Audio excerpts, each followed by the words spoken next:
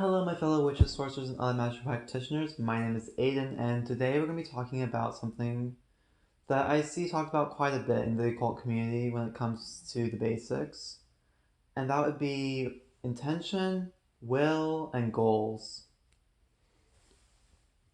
So I see intention talked about all the time in the community, like everything's intention, intention is everything, intention this, intention that, and I would have to disagree with all that.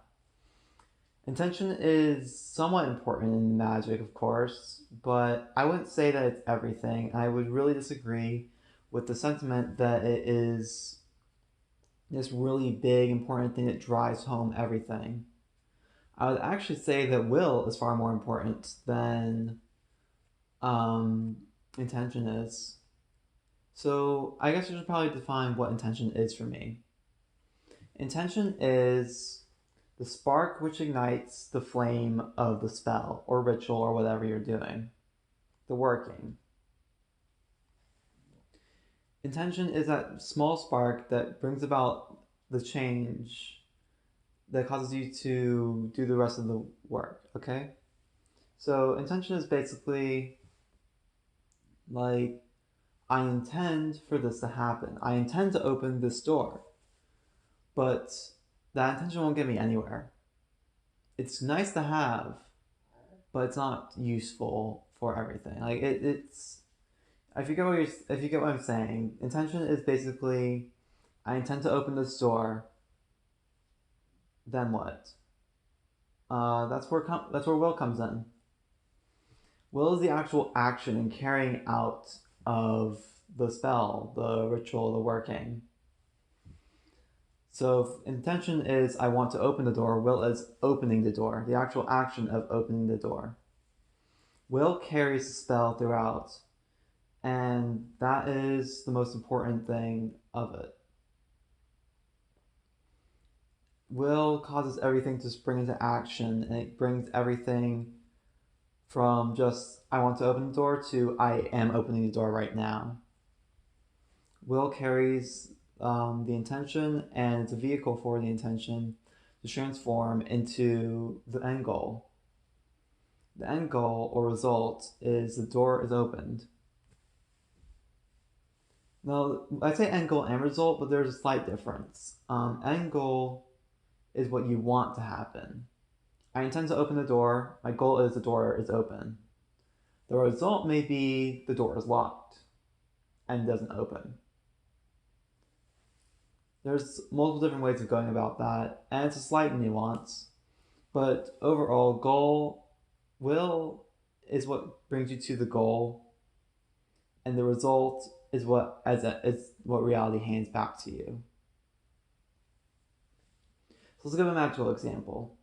My intention is I want money. I intend to get more money. Your will is the spell. You take some star anise, you take some basil, you put it in your wallet, you pray over your wallet, and you go out and advertise your business. That is will. The goal is to get more money and that more money will come to you through your business. The result is, well, you don't get any more money because right now people are not in the market for your business. However, that intention, you see, doesn't really play a huge part into everything else. Intention is a very small aspect of a larger part of the spell. Your will is what actually carries it. The ingredients themselves are also somewhat important. They all link together. But the actual components of a spell is mainly your will. And your will is what's carrying everything all the way to the end goal, and then finally the result is what's handed back to you. I hope this all makes sense, and I hope that it kind of inspires some deeper thought and deeper thinking about the word intention. Because you can have good intentions but have bad results. It is your will that actually matters. One thing I would say on quite a bit is the road to hell is paved with good intentions. When you think about it, good intentions don't reflect good actions, and good actions don't reflect good intentions. You can intend to do something absolutely horrible, but your actions may prove otherwise.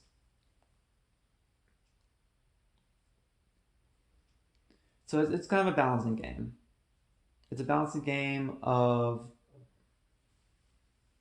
making sure you're not overly reliant on your intention and more reliant on your will. Making sure that your intention remains just that spark and that it doesn't just become pure intention where you're focused only on intention, not actually doing things to get what you need. Like writing down 1 billion times, I get money is great, but it doesn't give you the money, you know? You have to do the spell, and then you have to do the actual physical work, you know? You can't do a job spell and not apply for jobs. Like, you gotta go out there and you gotta actually work for it. Spells just aid you, they just give you the tools you need to actually do that. Like, if you're struggling with money, then you can do a spell to help earn more money, but if you don't do anything to actually go out and get that money, then the spell is useless, you know? You have to advertise yourself, you have to apply for lottery, you have to apply for whatever. You have to put yourself out there to get more money from the money spell. I'm using money spells as an example because it's a really easy example, and I do money spells all the time. Like, way too much, but that's besides the point. And as you get deeper into magic, you realize that there's more to spell work and magic than just material based results.